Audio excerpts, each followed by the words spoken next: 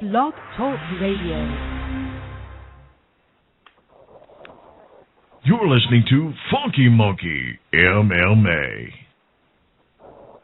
Welcome to another edition of the Funky Monkey Radio. This is the second edition of XFC on Funky Monkey Radio.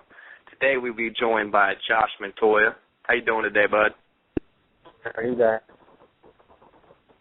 Doing good, man. Doing good. Cool. And also we got my co-host today, Fred Rodriguez. How you doing today? Real good, real good. Looking forward to talking to Josh. Seen some crazy things from Josh. Can't wait to see what's coming up next. Awesome. So Josh, you know the first thing I'm going to ask you about when you had a little celebration. Something happened after the celebration. What was going on in your mind when you were fake beating up your corner man? I don't know, man. I honestly, I didn't know what was going on. Really, I thought I caught him. I didn't know what was going on. So I look up and Ed was celebrating, and you know I was. It was a big learning lesson that fight. So it was. Yeah. So what do you got planned for this year besides this fight? What's coming up for you? Nothing really, man. I've been talking with XFC for a while now, and they want to do some big things. They really just want to see me back in that win column and start putting wins together and just fighting how I fight and just making things exciting. I'm really excited to fight with XFC. Fought for Bellator last time, so I kind of know what it feels like to be on the bigger show and fighting big, tough opponents. So yeah, man, just really excited to fight with XFC and see what happens from there. Yeah, I really dig your style. I like, the come forward style you have, and you've won so many different ways. What's your preference? How do you want to win? Oh man, my base, where I came from is my jiu-jitsu. I've been training jiu-jitsu for a long time now, since I was a lot younger, and I kind of fell away from that just because I needed to be well-rounded and be a mixed martial artist. I couldn't just take people down and submit them anymore, and guys were getting too smart, too crafty. So I had to open up my game, and I had to start learning how to kickbox, and I've been kickboxing now for the last 3-4 years, and it's getting better, man. Like every day I'm learning new stuff, really trying to find out my ranges and different techniques, and really just being really unorthodox. And the way I really want to fight this fight and the rest of my fights is basically how I train. I want to fight the way I train, and I really want to use my wrestling, but I really want to don't forget my kickboxing. I just really want to be unorthodox. I'm just really looking up to be a hard puzzle to put together. Yeah, I think that's a real good key. If they can't figure you out, if they don't know what's coming next, that's something they have to deal with right away. Yep. So I wanted to ask you, Josh, who would you say is your biggest inspiration? Probably.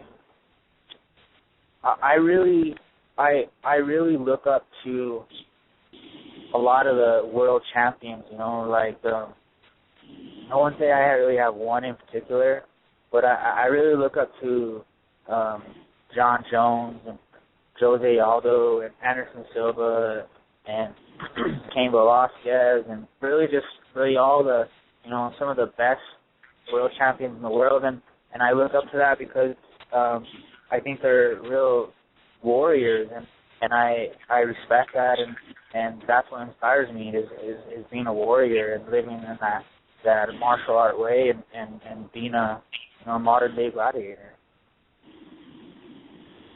Absolutely. So what team are you training right now with? I am actually driving back right now to New Mexico. I was in Las Vegas, Nevada for a week, and I was training out at Syndicate MMA with John Wood. So I came out here to come train. Training for a week has been great.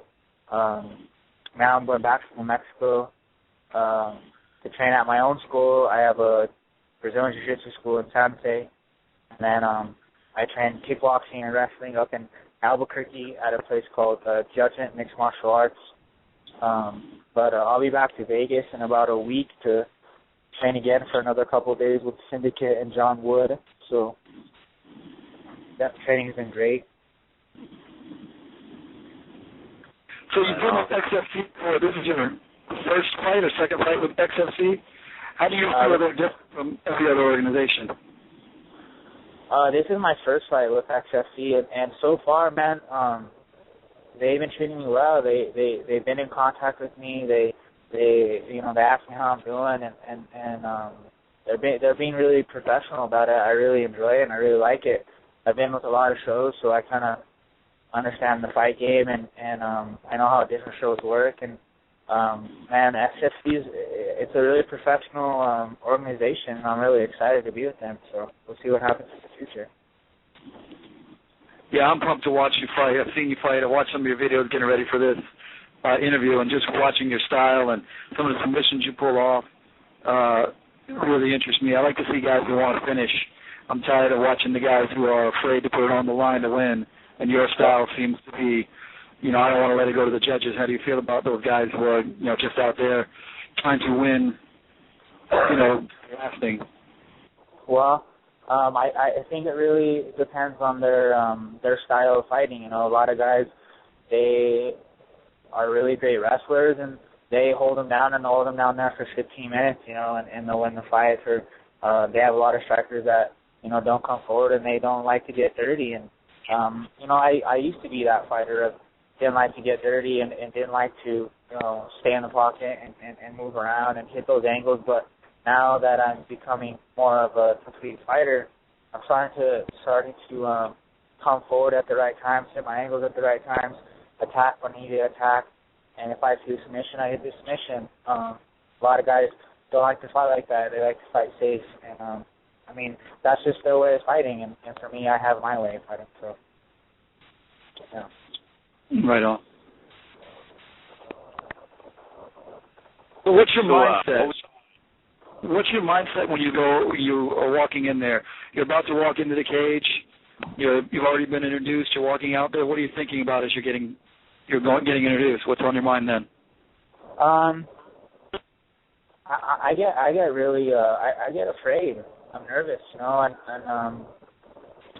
my body starts going into a different state of it starts to act a lot differently.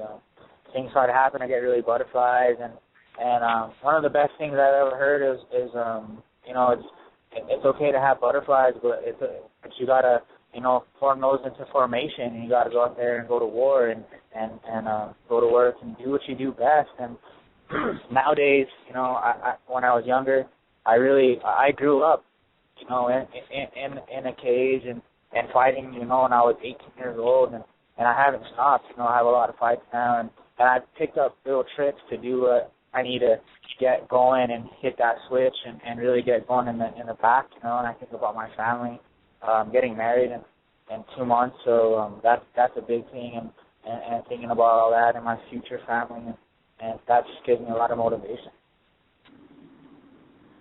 Yeah, I can see how that would help you. So you said you're getting married here in a couple of days. Does your fiancée now, does she go to your fights, and how do you feel when you're at ringside? She's at ringside, can you hear her screaming for you? That's funny that you actually bring that up, because we were talking about that this week. I could actually hear her telling me what to do in the stands. She's telling me hit angles. She's telling me that she yells side control, and when I get somebody in that side control position, and she'll start yelling elbows, and it's pretty cool just to see her so involved and always at my fights. She hasn't missed a fight. She's always been there, and yeah, man, it's really cool to not have to do this alone. And she understands what training camps are like, and she really was there for me and gave me that extra boost to do what I got to do. Yeah, it's really good to have that support. Does she train at all? No, she doesn't train. She's She's a girly girl, but it's good though, because when I get home, we don't got to talk about fighting, and I like to leave fighting at the gym and leave it there and not bring it home. Yeah, you punch your clock. Once you're done punching out, you get to come home and just enjoy life, so you're not really living on the clock. I see that. Exactly. So I wanted to ask you, after the long grueling weight cut, the long camp, and after the fight, what is your favorite thing to chow down on? And I love pasta. Pasta, we go to Olive Garden, we go to any pasta joint we can, man, and it's amazing. The weight cutting sucks. As I got, more into my career, I started getting a lot bigger, started doing things I needed to do, weight training and all that stuff, and having a good diet. So now I cut a lot more weight now. So it's definitely a lot harder than before. But yeah, man, pasta and water and Pedialyte, man, those are my friends. So right after you weigh in, you go eat the pasta and get the Pedialyte going? Yeah, right away I try to, drink as much water as I can and get some Pedialyte going and just keep constant fluids in my body. Try to let that settle a little bit, and then I try to just eat in moderations of, pasta and a lot of carbs, and then in the morning I usually like to eat pancakes and like a really good breakfast to keep me full for the rest of the day. What are you weighing in at, and what are you cutting to get to that weight? I walk around probably like 153, somewhere around there. It really fluctuates depending on how my training goes in, and I weigh in at 135. I fought once at 125. That was horrible, but I think now that if I cut to 125, I'd be a lot more educated on what to do and all the right things to do before cutting that weight. Yeah, it's a big part of people's game. And, look at George St. Pierre when he gets into the cage. That guy doesn't weigh 170 pounds, that's for sure. He looks like an action figure when he gets in there, but he cuts so scientifically that he can make that cut and still come back. Yeah, man, you gotta really be safe, and you gotta be really on point on your diet, and what you're doing, and just really living a healthy lifestyle. I mean, you could have a good diet, but if you don't have a healthy lifestyle, it's gonna be that much harder. Yeah, it's not like the old days where you could just come in off the street and fight at 155 because you weighed 155. Yeah.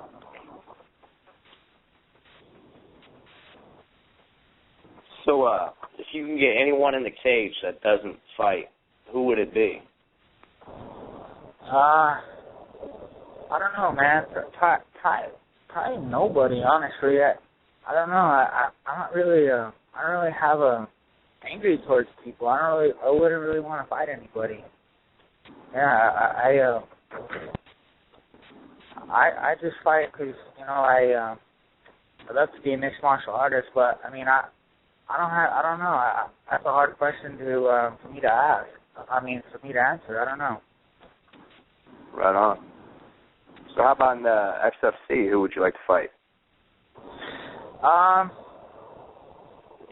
I really want a guy by the name of Joby Sanchez. He's a 125er.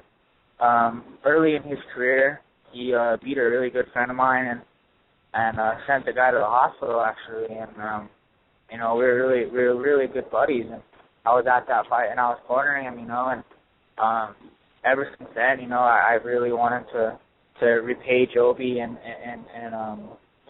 that's one fight that I do want for the XFC, maybe after this fight or a couple other fights. I know they're really building him up to be, a big name, and he's good.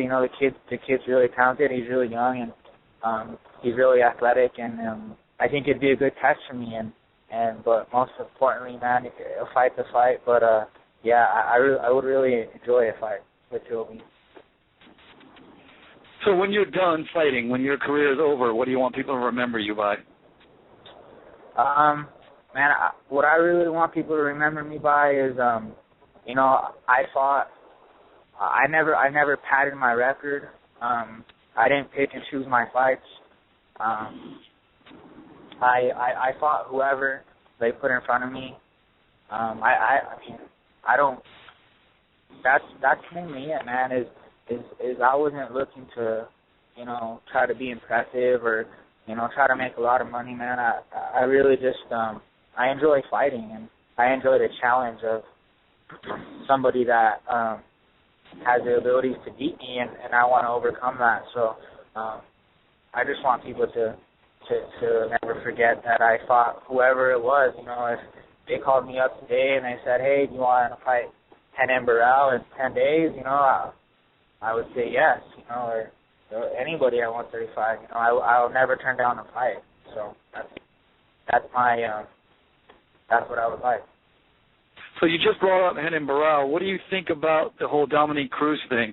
He's been out for almost 2 years, hasn't really been able to defend his title because of injury and filming the Ultimate Fighter show. And, he's still the champion. Renan Barão is the interim champion. What do you think Dominique Cruz should be in this? Does he have to have a warm-up fight? Does he fight for the title? Does he keep his title? What do you think about the whole situation? Well, Dominique Cruz, he's he's the champion, and that's it, man. Like, Renan Barão is great, but Dominique Cruz, he's a champion, and he's a great champion. He's a phenomenal fighter, and I do believe he should get, a little bit of a easier fight just because he's been off so long, but hey, he's a champion, and if, whoever they tell him to fight, got to fight. That's the rule of being a world champion. Yeah, I think that I feel like you shouldn't lose your title because you were injured, but after 2 years, he needs a warm-up fight, and then maybe have that Renan Barão fight on pay-per-view. That'd be really nice to see. I'm hoping to see you in there someday. Yeah, that'd be awesome. I will, and to make it to that next level, fighting great warriors like that, I will, man. I'm really young. I'm only 23 years old, and that's nothing. So I still got a lot of years of fighting, and when the right time is the right time, then I'll get up to that next level of fighting, those quality of fighters, and trust me, I'll be there, and I'll get in their face, and we'll fight. So what do you think about TRT? You hear a lot about that in the, actually Jose Aldo just talked about it today. He said if he needed it, he would use it. What do you think about that? I'm not really a big fan of it. Yeah, I mean, any substance, I really, I don't think that's cool, man, especially in sports. I think it's, basically I think it's cheating, but, I mean, people have other, we don't know what other people have going on in their bodies or what's going on, so I guess we can't really know because we don't really know stories, but for me personally, TRT or any steroid, I don't really approve of it just because, I don't think it's fair for any other guys out there. Absolutely. So, do you dig any other sports other than mixed martial arts? Yeah, man, I'm a really big football fan. I like baseball, I like basketball. Yeah, that's really about it. Watch a little bit of soccer here and there, and I really like football, so I'm excited for the preseason started. So I'm a Jets fan, so it's going to be hard this season, but it's okay. We'll get them in the next couple of seasons. Wow, you must be a real fan if you're a Jets fan. Yeah, I know. I am. Yeah, that's a tough team to be a fan of. What do you think about that Tebow situation? Are you glad he's gone? Yeah, I'm glad he's gone. It's gonna open new opportunities for us. We got a really good quarterback from the draft, and I'm really excited to see him in there. I kind of want Mark Sanchez out of there, and yeah, I mean, we'll see. It's just you got to be a fan, and you got to even when they suck or they're going through some hard times, you still got to be a fan. You can't change them just because they're not very good. So. No doubt. Yeah, you're looking forward to Geno Smith taking over the reins now, huh? Yeah, that'd be great. That'd be real nice. I'm going to wish you not so much luck. I'm a Steeler fan, so I want to win the AFC. Nice. Cool. Yeah, Steelers. They look good actually. Did they win on when did they play? They played a couple, maybe 2 days ago. Did they win? No, they lost to the Giants. Lost to the Giants. Those Giants are tough, though. I like Eli Manning. He's tough. I like him. He is. What's so funny is you hear about Peyton all the time, and then Eli Manning's got more rings. Yeah, I know. Yeah. Eli's a bad boy. He's fun to watch. I like him. Yeah, he's an assassin, man. He just sits there and smiles at you while he's throwing daggers at your, cornerbacks and beating you. I agree. Man, it's just, man, watching the greats do what they do, the best they do, man, it's great, man. Like Eli and Peyton, and all the great quarterbacks. It's great to just see them do so good at what they do, and they analyze it and they break it down to the smallest thing. It's really fun to watch. There's a lot of detail in that. I think I was saying this to somebody we interviewed last week, but I think we're going to start getting those kind of athletes, those NFL caliber, NBA caliber athletes in mixed martial arts. We're starting to see guys who never trained in one discipline. You remember when the UFC first started, there were boxers and wrestlers and karate guys and all kinds of different martial arts facing each other, specialists. Whereas now you're starting to see guys who are mixed martial artists. Their first thing they ever did was walk in a gym, and they trained all facets of the game. I think we're going to start seeing those world-class athletes like John Jones and other guys like that who all they do is train mixed martial arts. The next level, I can't wait for that. Man, there's a lot of people that just have raw talent. Like some of them football players, man. People better be careful, man. Or some of those basketball players, they're just so athletic and just have that raw talent in them. And man, it's like you said, like a John Jones. He comes in and fights for a couple of years, and he's a world champion. I actually got the pleasure to watch John Jones. I used to train down at Jackson's for about 2 years, and it was right where he started going there, and I got to watch him really build himself up, man. He would beat guys at their own games that he shouldn't be beating. It was crazy. It was really cool to watch just somebody have so much raw talent and just study the game so much. Yeah, it's something else to watch a guy with that kind of physical ability come in and, what is it, 84.5-inch reach? I don't know how you're going to get through that. Yeah, it's just, he understands, he understands so much of the game and thinking outside the box and thinking in left field and he understands his reach and, man, it's really amazing to see him fight. It's going to be cool to watch, keep him fighting for the next couple of years. We're going to see some great things out of him. Yeah, I think you're right. I think what else is good for him is that he didn't have to, I don't know if it was Bruce Lee who said it, but he didn't have to empty his cup. It's not filled up with a bunch of different crap, a bunch of different martial arts and different techniques and all the different things. He didn't have to empty that cup. He had an empty cup. They could fill it up and show him and build him from ground zero into a mixed martial artist. Yep, I like that. That's 100% for sure. So I wanted to ask you your take on the whole Rampage and Tito Ortiz situation, how they're crossing over into TNA professional wrestling. What's your take on that entire situation? I don't know. It sounds like somebody needs money. That's really it. Can't hate on them for if they got to get money. They got bills to pay, and they're such high names, so I guess you can do it. Hopefully, I never have to do wrestling like that. But if I ever do, then hey, you got to do what you got to do to make a living, and maybe those guys really need the money. Yeah, by any means necessary, I suppose. So we've got a few minutes left here on the show. I want to give you the floor a little bit, and if there's some sponsors you want to thank or training partners or whatever, the floor is yours. I know sponsors yet. We'll start getting more sponsors together, but I just want to thank everybody for that's been there.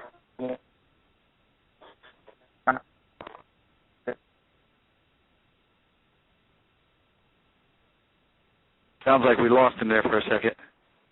Yeah, I think we did. Yep, looks like it.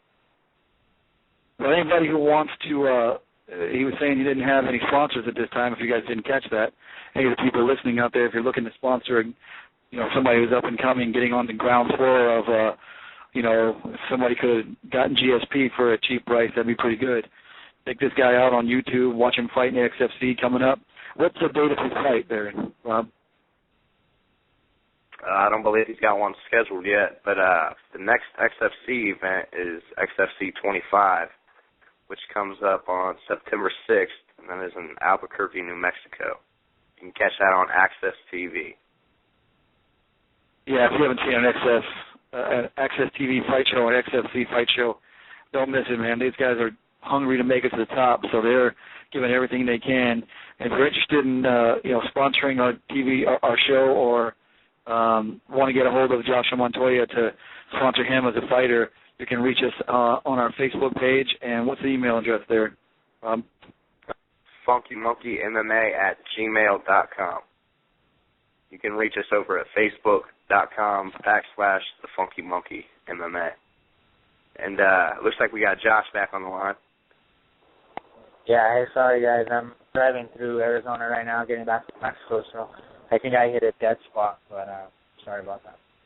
That's okay. We lost you after you said you didn't have any sponsors, so I did a shout out for you and told them anybody wanted to sponsor you, how can they get a hold of you?